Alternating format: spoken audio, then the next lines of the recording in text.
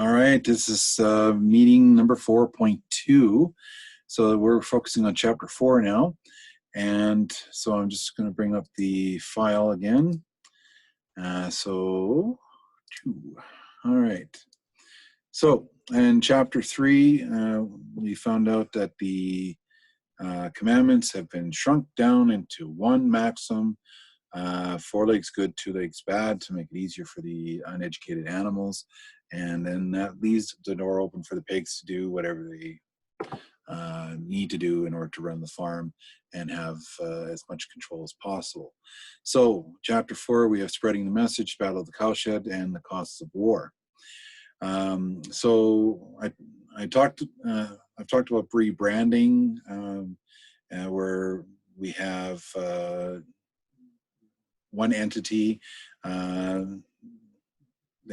in its original form, and then things change, whether through revolution or change in beliefs and values and so on and so forth, and then they get a rebrand, and then we have a brand new entity on the surface, but deep down there could be some of the old ways still intact. There could be some new things, especially if you don't ask any questions. If you take things as face value on the surface, everything looks great. But once you dig a little deeper, or you find out before it's too late that the governments have made these changes, and you're like, whoa, where did this come from? And so we find out, if you didn't ask any questions, you didn't vote in the elections, those kind of things, you didn't assert your democratic rights accordingly and appropriately, you're going to find out that things are going to be changed, amendments to policies and stuff like that before you know it. During extreme times, especially what we're going through right now, some attempts have been made to make amendments to certain policies. Some of them were blocked as a result, and now they're realizing that they have to get the other parties on board before they can push things through Parliament. So, we've seen some executive orders down south, and where that's that overrides everything else that's been going on. So pay attention to what's going on with news, and be sure that you get a variety of different sources too. Just don't rely on one source, because everybody reports differently. And we're getting the same thing here in this novel. So it's interesting that this novel was written during World War II, and we're seeing a lot of historical repeats here. And so be sure that you are making those connections accordingly, as history does repeat itself. So we have news is spreading to the other farms that the animals are thriving, actually, and the humans don't like that at all. So we have Frederick and Pilkington. They're two main big farmers that do not like this at all, and they're going to do everything they can to bring the animals down. They spread rumors. They say life is not good there, and so they get enough of a following to go invade the farm. Now, the ones who heard these rumors, did they question it? Did they ask for validation? Nope.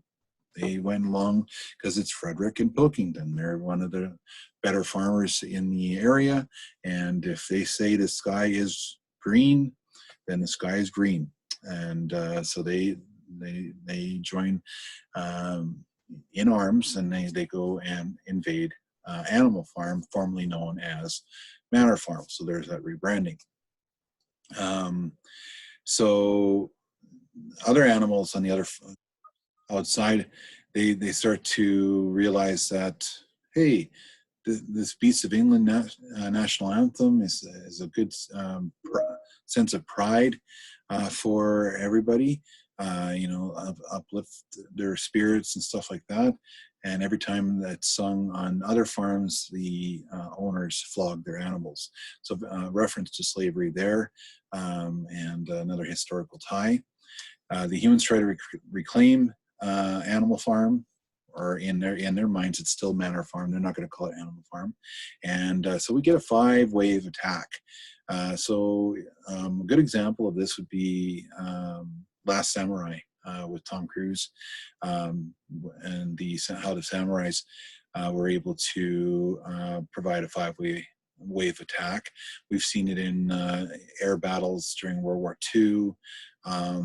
We've seen it in other conflicts as well, where we have air attacks, destroy as much as you can, then get your ground troops in, clean up what needs to be cleaned up, then retreat and regroup, get all your resources together, provide the other side a false sense of security or victory, and then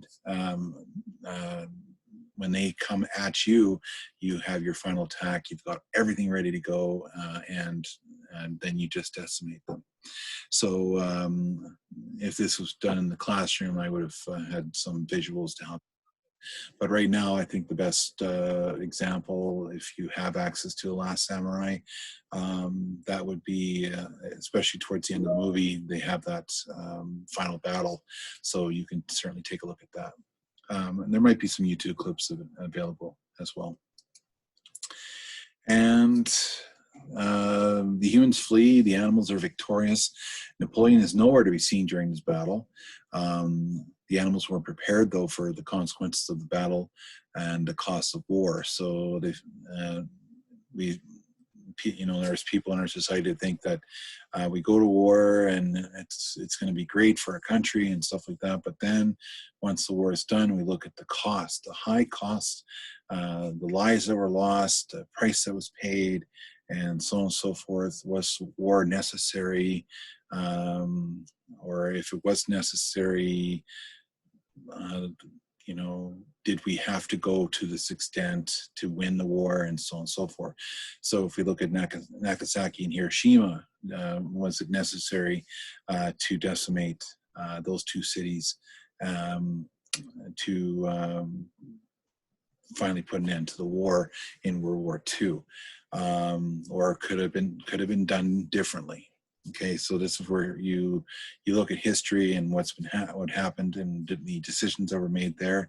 You find some correlation that's happening now, and you go, well, hey, it was done this way, and look at the outcome here. Yes, the war is over, but look at the damage and the rebuild. They're still paying for it, decades after the fact. Was it worth to drop those 2 bombs? And again, it doesn't necessarily have to be war. It could be the decisions made on budgets and any acts and laws that are brought up for change or debate or things like that. So you can certainly take a look at a lot of what's going on in the world even today, and even ask yourself, okay, what happened in the past? How was it dealt with then? And then see if you can find a better way. Now that you know what the outcome of what was done previously, what can we do better this time, and so on and so forth. How far are you willing to go to be free? It's a question you need to ask yourself. And is the definition of freedom the same for everyone? And we're going to find out that that's no.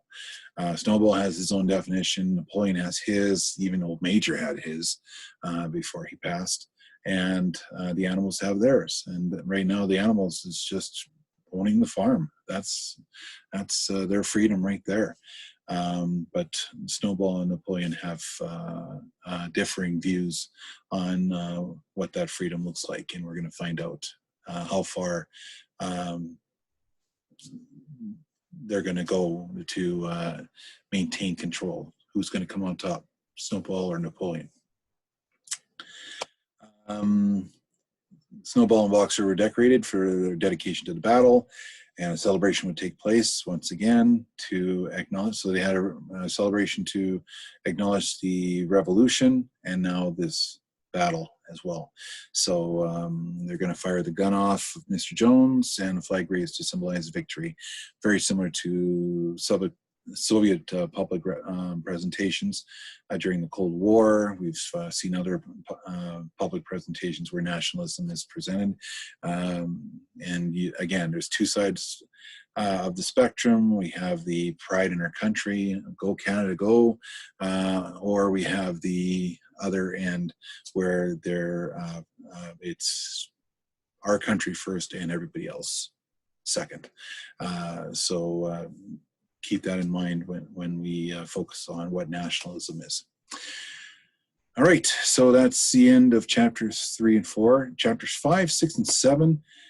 It looks like we're going to have, I was hoping to do that in one video, but that's the climax of the novel, all 3 chapters. And then we have 8, 9, and 10. So it looks like I'm going to have to do those individually.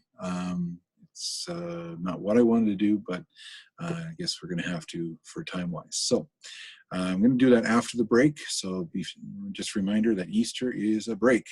So from Good Friday till that's April 10th to the 19th, there will be no communication or updates during that time. Please spend time with your family and take care of yourselves during this time. And then we'll be back at it on the 20th. You have 10 days to get your projects in and your summaries completed, and email to me accordingly.